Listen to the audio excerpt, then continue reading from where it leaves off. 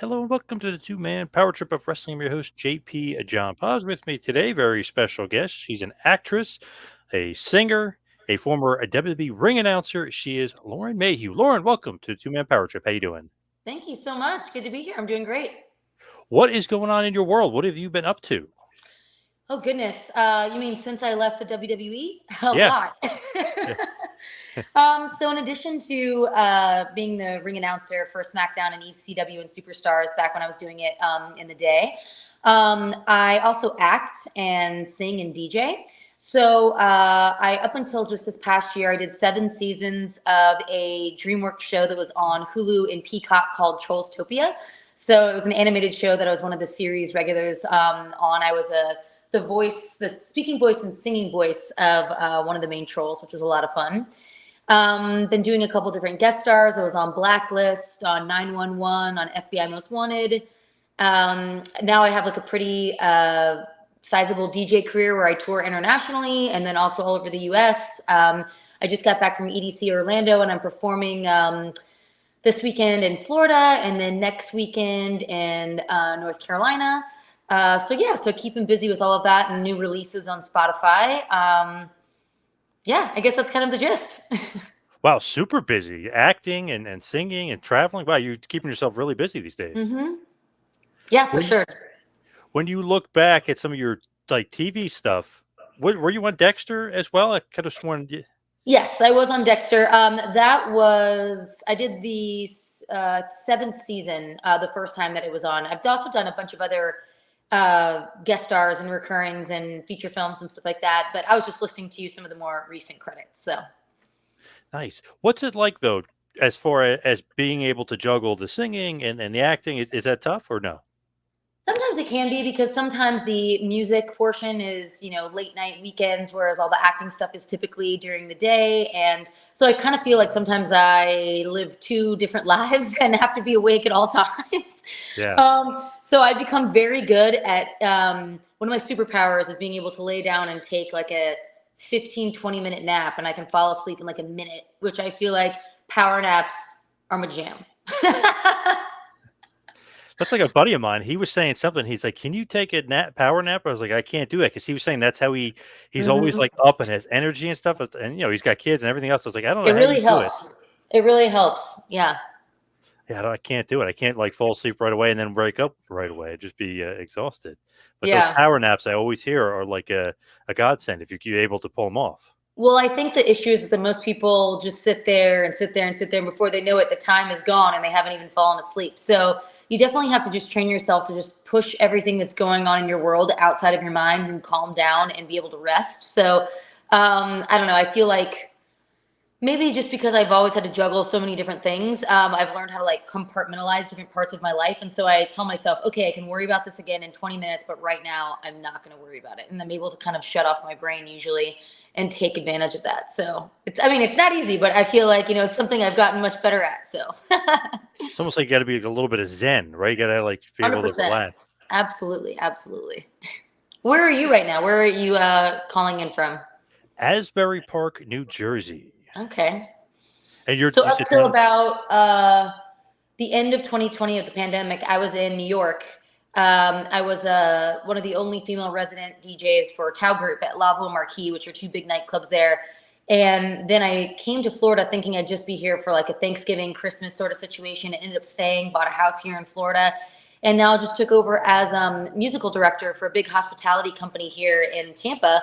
So not only am I the resident DJ and performer, but I also book all the other talent and then curate all the music for like during the dining experiences and stuff like that at all their restaurants and hotels and various venues. So it's been pretty cool. That's awesome. That's like Yeah. my buddy. He moved down to Orlando or the Orlando area in like Yeah. 2000, and he said, it's only gonna be for a little bit. He's still there 23 years later. Yeah. No, honestly, Florida has really grown so astronomically, especially since the pandemic. I think because it was so open, and so most of the tri-state area, came to Florida, and I feel like most of California went to either Nashville or Austin. So we definitely benefited from that. Our city's grown, just crazily. So I'm really proud of it.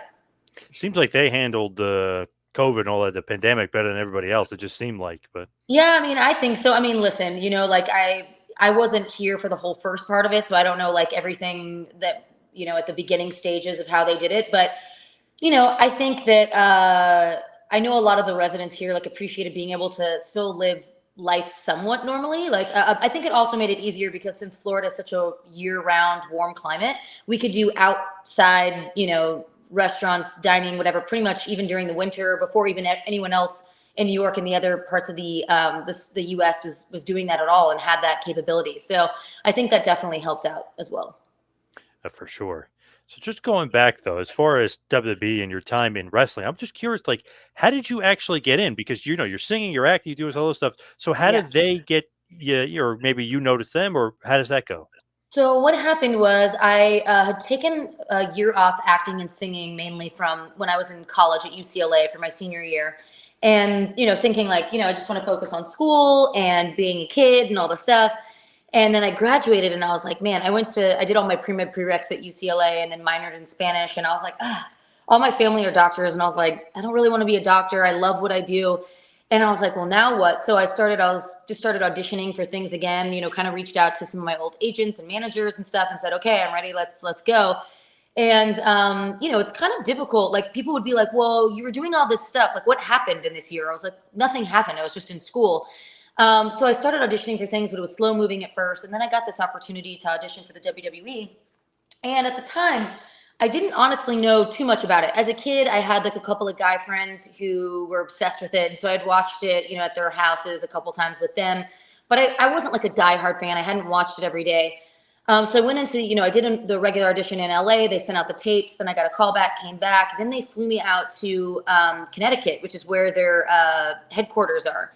And it was once I got there when I was really noticing, wow, like this isn't just, SmackDown or Raw. This is so much more. This is, merchandising and a whole, WWE universe. It has its own movies and its own TV shows and all of these different things. And I was just really impressed, with all of the executives and all of the talent and just what they had built. Like it was just really impressive and phenomenal. And so when they called and offered me the opportunity, I was really excited about it. And it happened pretty quick.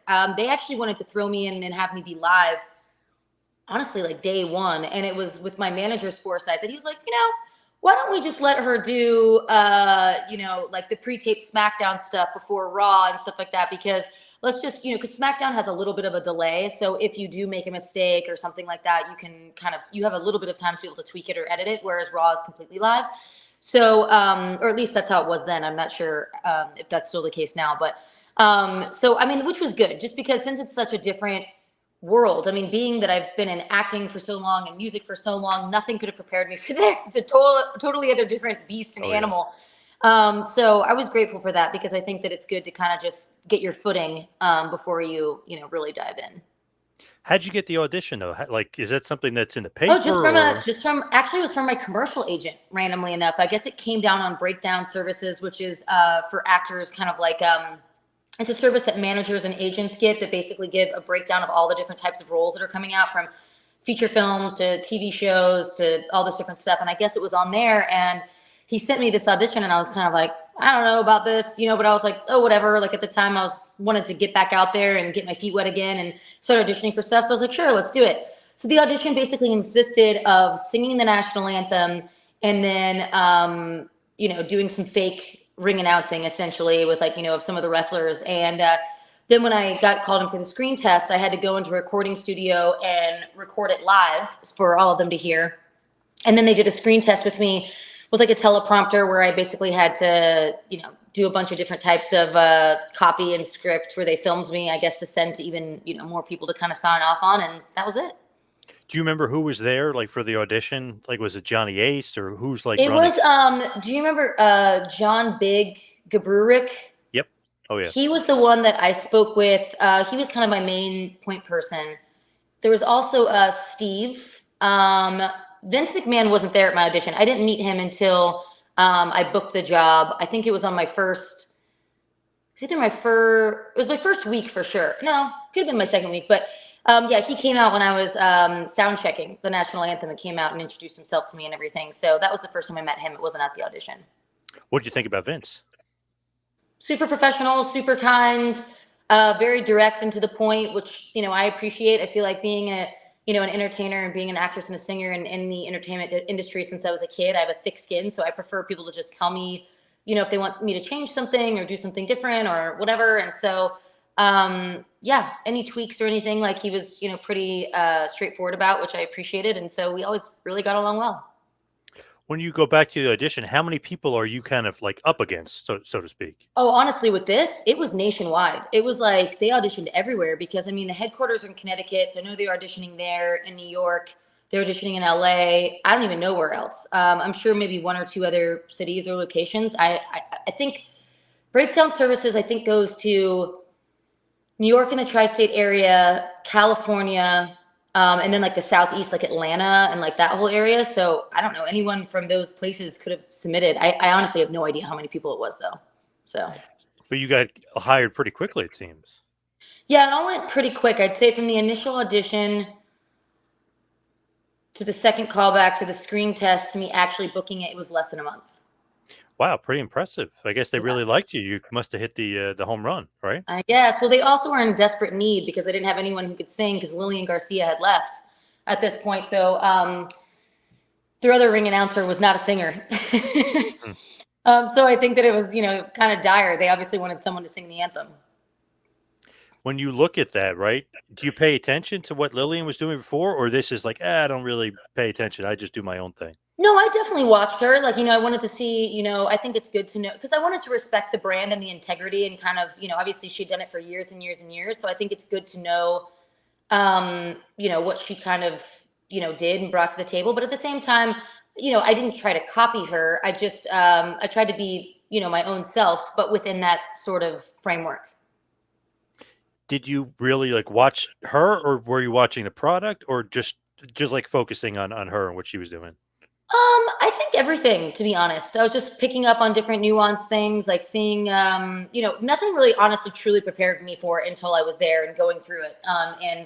But yeah, I mean, I was just watching clips online. So it wasn't like I had the chance to speak to her or anything or know any sort of details like that. It was really just watching different clips of her online on YouTube of her either singing or ring announcing and things like that.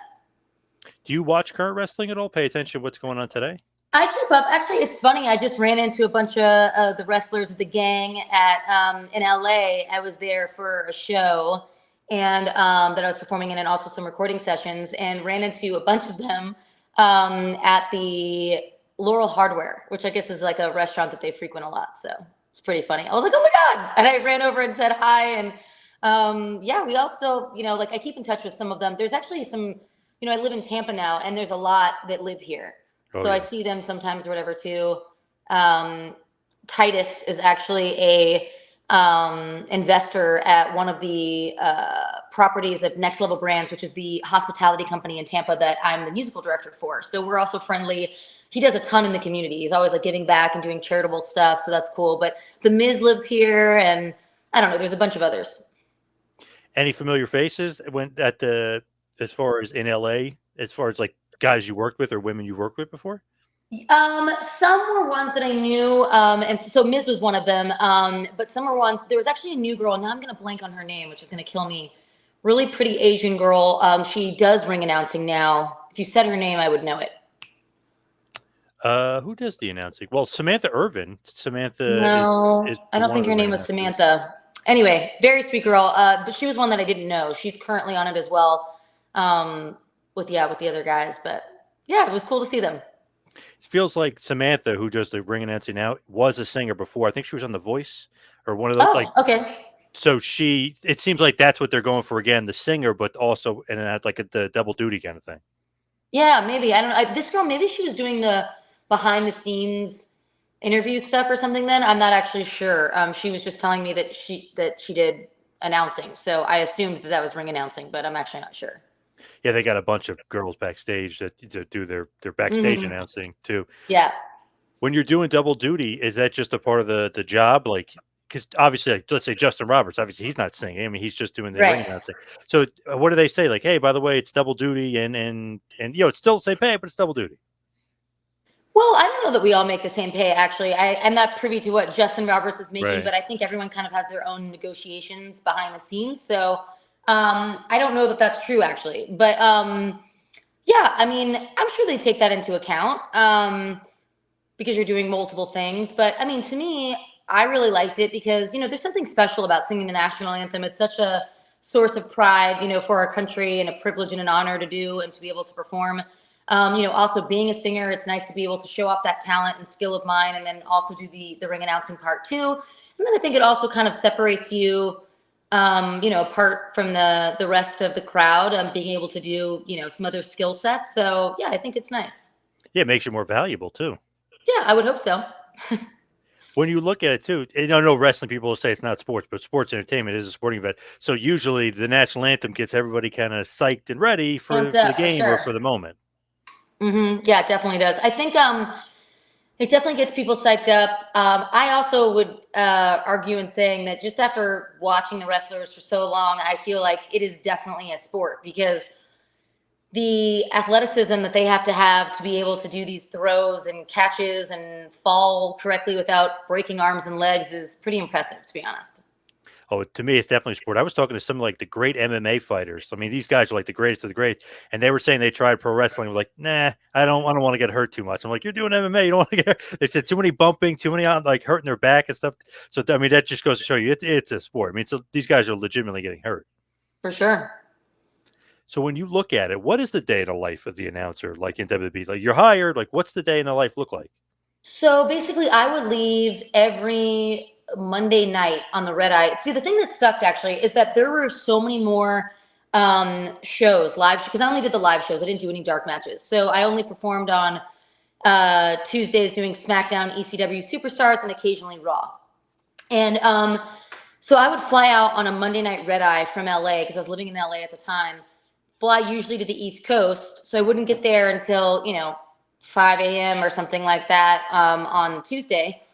I would get in a car, go to my hotel. Luckily they had, I don't know how they got me such an early check-in, but they did.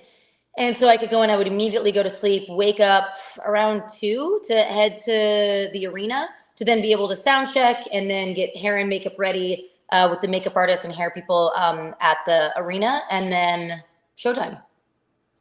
Do you rely on like Justin Roberts or like other announcers like to kind of help you? Because sometimes when you get thrust into things, you're like, I don't even know who this guy is, or how do I say this, or you know what I mean? It's like sometimes like Alberto Del Rio, like you got to some certain guys got to pronounce their names differently. Yeah, no, for sure. Yes, they definitely helped, but honestly, I kind of it was like a very quick tutorial. I got to be real with Yeah. you. I was kind of just left to my own devices to figure it out. Okay. To be honest. When you like when you're there, do you talk to the other wrestlers like, hey, what, where do you want to be from, or like, do you go that much into detail when you're ring announcing? Well, they actually give you all of that information. So I have it in advance, like with sheets where I can study it with their weights, with all of that sort of thing. And the one thing that they do tell you is they want you to kind of be familiar with their intro music too, because you kind of know which next fight is coming up, but sometimes they can change it and you're already out there. So you need to be able to kind of think on the fly and recognize a different theme song so that you can introduce someone else if that's the case. I think that maybe only happened to me once. They're pretty good about having it all kind of locked and loaded storyline wise. So I never really had to switcheroo, while I'm up there, which was great. Yep.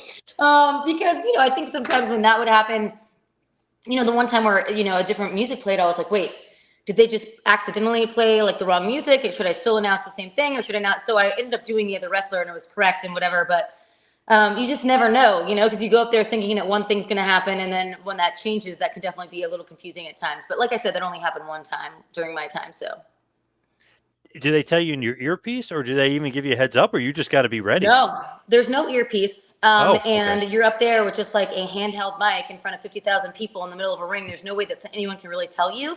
Yep. Unless it's like in the middle of a match and someone tells you, like when you're on the sidelines and like, like at the ring, at ringside, and somebody can tell you then before the next one. But otherwise, if it's the first match and you've already done your entry walk in, really the only way to know is if they somehow change the intro music and oh, that's not this wrestler's intro music, that's this wrestler's intro music. So then you just know to say different wrestler.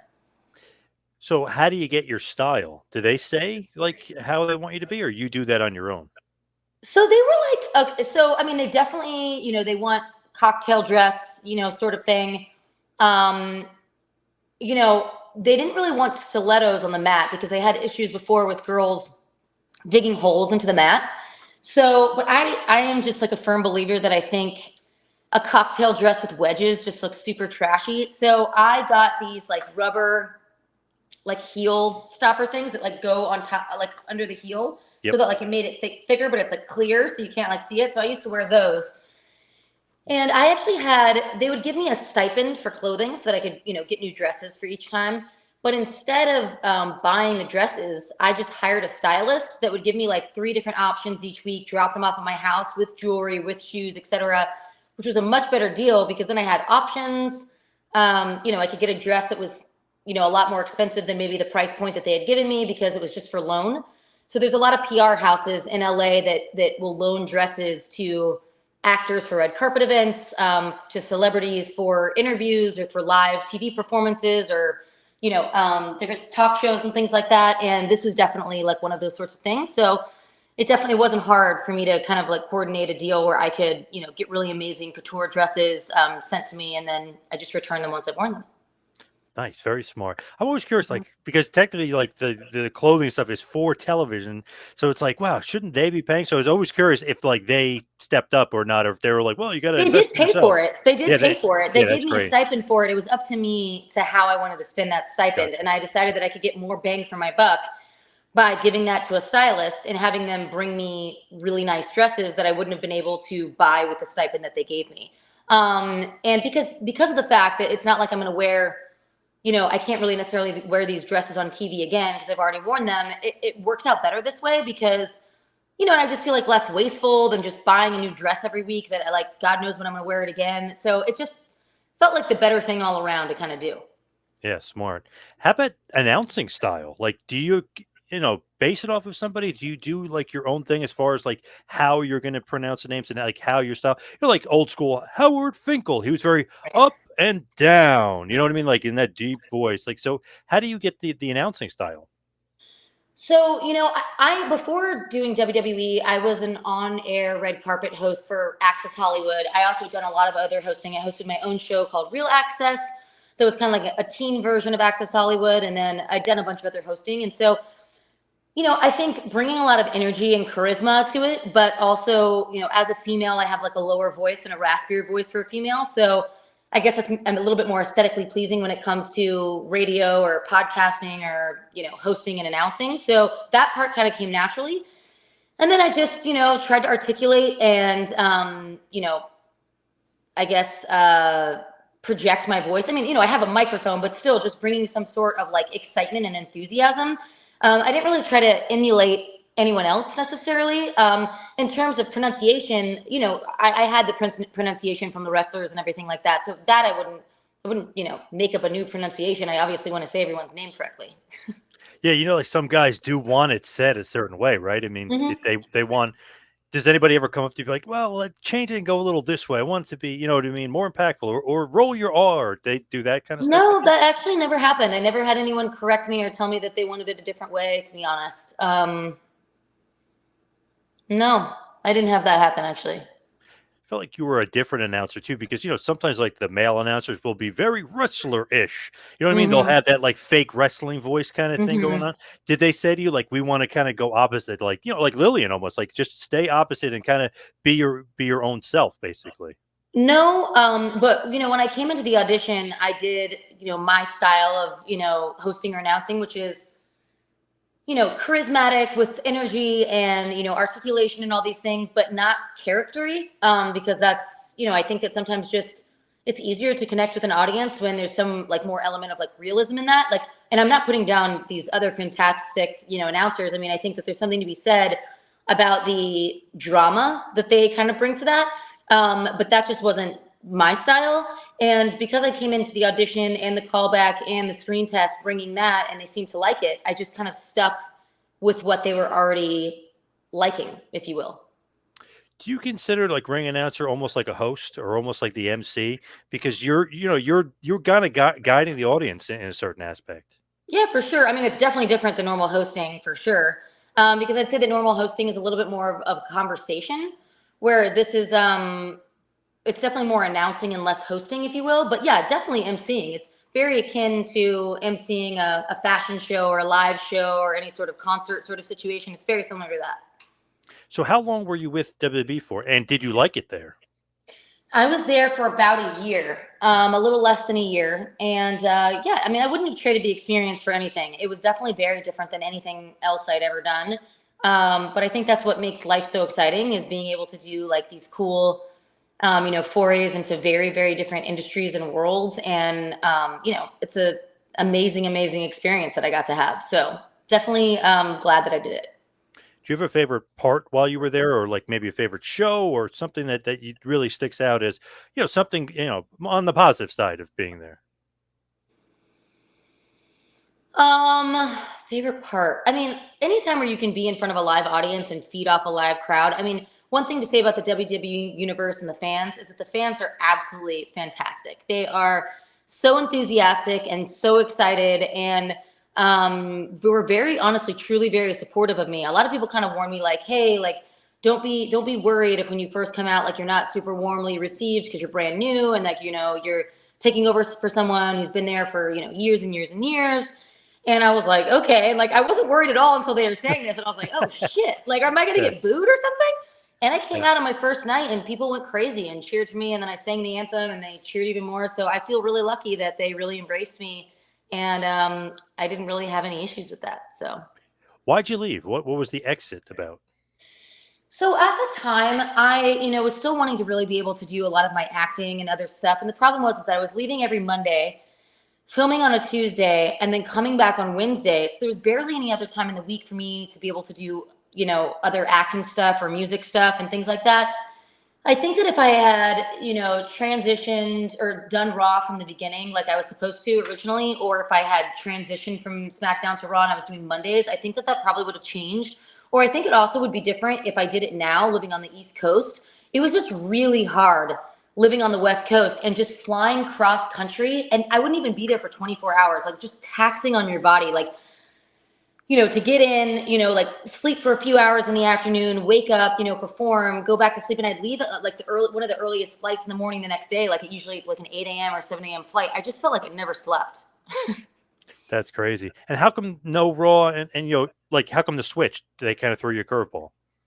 Well, like I told you, my manager actually asked them. They wanted to put me in Raw from the beginning, and my manager actually asked them. They were like, you know what? Since she's brand new to the brand, and SmackDown has this little bit of a lag. He just Oh, kind of okay. he wanted to protect me, and he was like, listen, I don't want to like throw her out there to like live national television for something she's never done before. He's like, let's get her feet wet, for a couple months or something, and then let's like switch her over.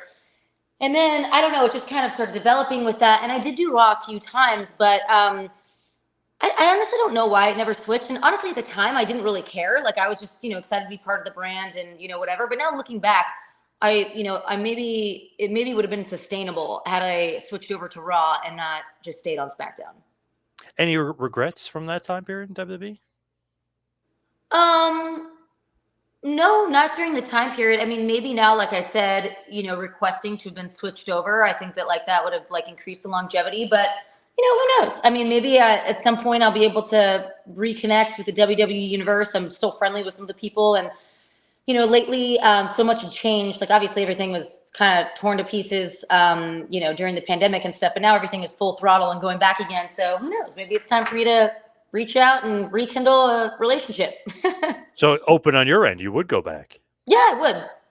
Oh, nice. As we hit the wind down here, we head towards the finish. What is next for you? I have a lot of shows coming up, which I'm really excited about. I have a huge New Year's Eve performance in Tampa at this really beautiful luxury hotel called Hotel Haya. That's going to be really fun. I'm playing with a live saxophonist and conga player and going to be singing as well. So that's going to be a lot of fun. Also have a lot of other shows both this month and December. And then now finally, since the SAG-AFTRA strike is coming to an end, I'm looking forward to auditioning for a bunch of new roles finally. Yeah, Like finally. it's Oof. been such a process and negotiation that which I'm grateful to, especially because I've done a lot of big video games. So I was in Red Dead Redemption. I was in Uncharted 4. I played Harley Quinn in some of the WB games. I'm in League of Legends. And so some of the stuff that they were fighting for was to get residuals for voiceover actors in these games, because these games go on to make billions of dollars. And Yep. as a voiceover actor, you get a good day rate, but then you never get any residuals. And they can continue to sell this game 30 years from now. So, I think that that's meaningful. So I'm grateful that they're going through that, but it is really difficult, when you don't have the opportunities that you normally have in terms of, auditioning. So I'm excited for that to start again. And where can everybody find you, social media and otherwise? Yeah. So pretty much everything. I'm either under Lauren Mayhew or Lolo Mayhew. All my social media is Lolo Mayhew on Instagram, on Twitter, which I guess, is now X, on TikTok. Everything is Lolo Mayhew. YouTube is actually Lauren Mayhew. And then also my Spotify, if you want to check out my music, or if you're on Apple Music or Deezer or Beatport or any of the other music DSPs, I'm Lauren Mayhew. All right. Awesome. Lauren, thank you so much for all the time. Really appreciate it. Absolutely. Thank you.